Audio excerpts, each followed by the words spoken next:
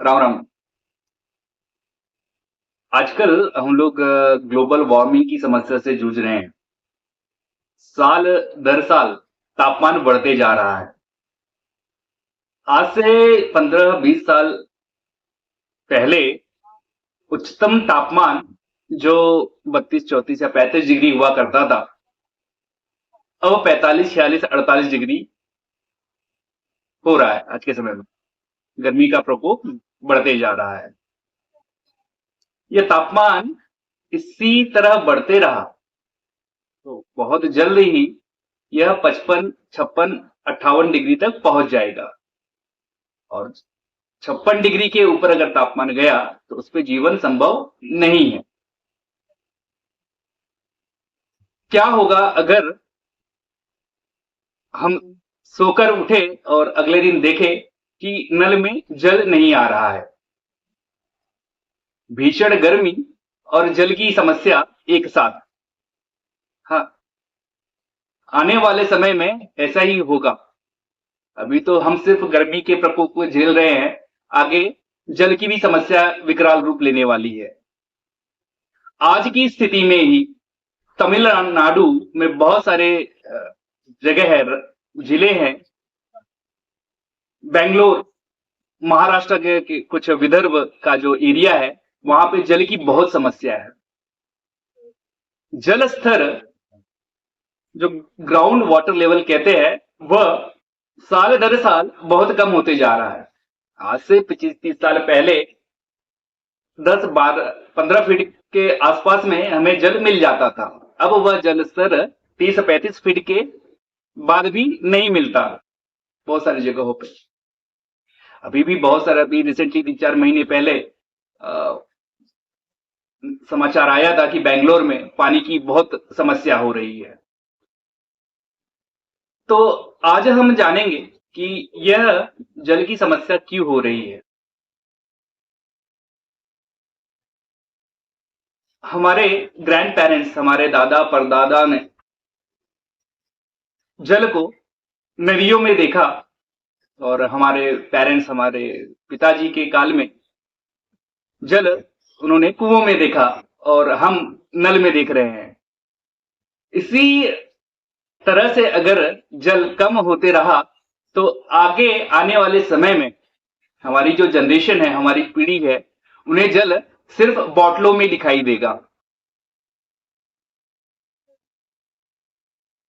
अभी कुछ महीने पहले ही मैं प्रयागराज गया हुआ था। वहां पे देखा कि गंगा जी का जो जल स्तर बहुत कम होते जा रहा है। लगभग समझ लीजिए सूख रहा है। तो इस पे अभी से हमें सचेत होने की आवश्यकता है। हम देखेंगे कि कुछ प्रमुख कारणों पे देखेंगे कि जल स्तर कम क्यों हो रहा है। जैसे प्लास्टिक,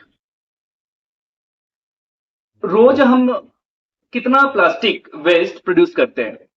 आपने देखा होगा कि जो चिप्स के पैकेट, गुटखा और बहुत सारे जो प्लास्टिक के हम प्रोडक्ट्स खरीदते हैं, उसको खाने के बाद में हम जमीन पे ही फेंक देते हैं।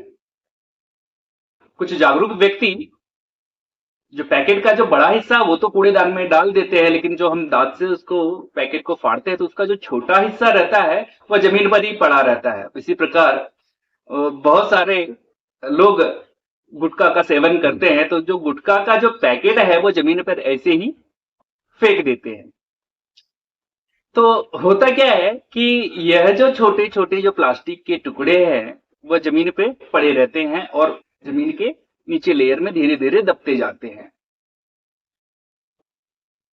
जब हम जमीन की खुदाई करेंगे तो पहला लेयर हमें यह प्लास्टिक का ही मिलेगा।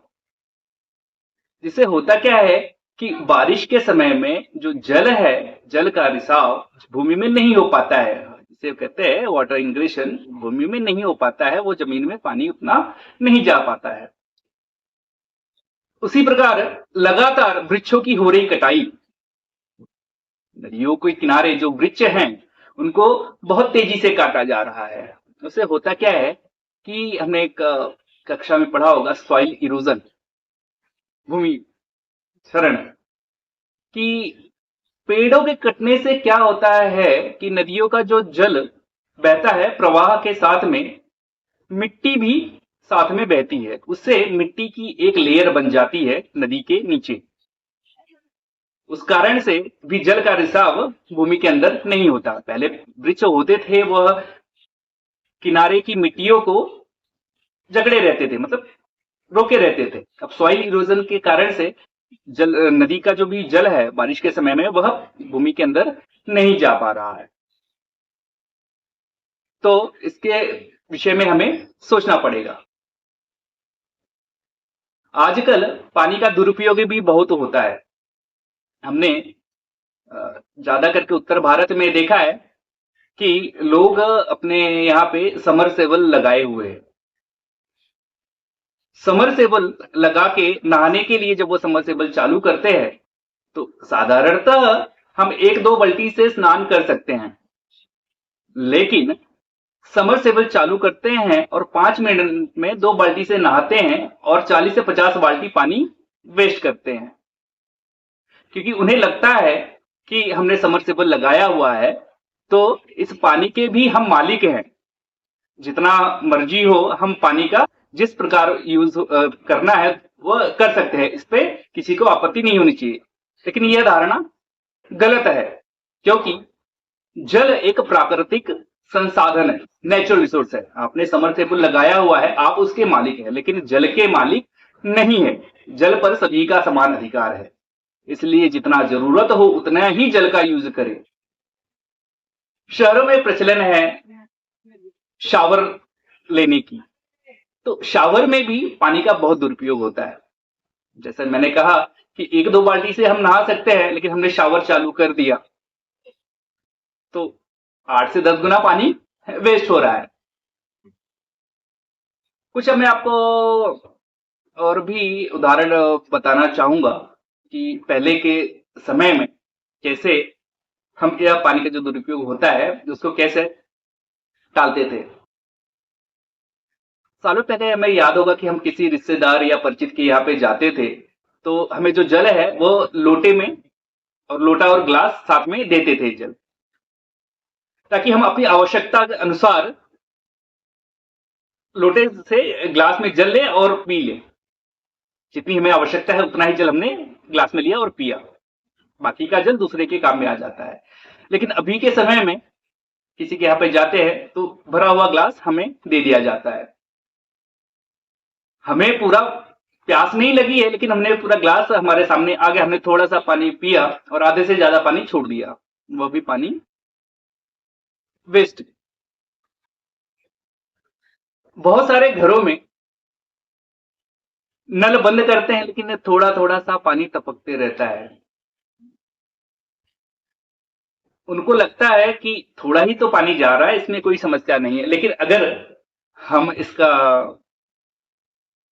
कैलकुलेशन करें, 24 घंटे सतत जल जो नल से टपक रहा है, ऐसे मान के चलिए आपकी बिल्डिंग में 50 घर है तो कितना पानी का दुरुपयोग हो रहा है, कितना पानी वेस्ट जा रहा है। तो बहुत सारी चीजें, मतलब मैं एक और भी उदाहरण आपको देना चाहूंगा कि जो हम कोल्ड ड्रिंक पीते हैं, 1 लीटर हमने कोल्ड ड्रिंक लिया, क्या आपको पता है वो cold drink 1 litre cold drink बनाने के लिए कम से कम 15 से 20 लीटर पानी वेस्ट होता है।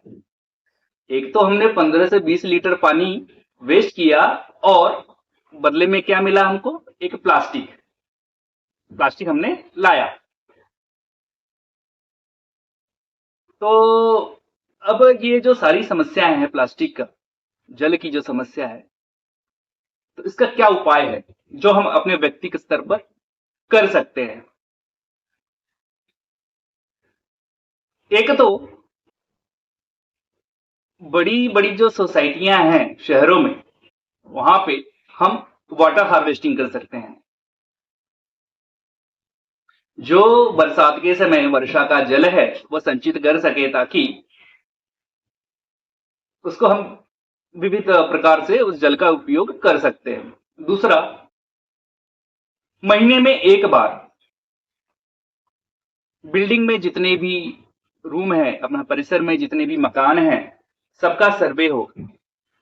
किसी के घर में नल से पानी तो नहीं टपक रहा है। अगर पानी टपक रहा है तो हम उसके लिए साथ में उसके उपकरण लेके जाए और तुरंत उस नल को टाइट करें। अगर यह प्रयोग हम अपने आसपास अपने परिसर में करेंगे तो भी हमारा जल संवर्धन में बहुत योगदान होगा। दूसरी चीज, हमने एक कॉन्सेप्ट है RRR, reduce, reuse and recycle.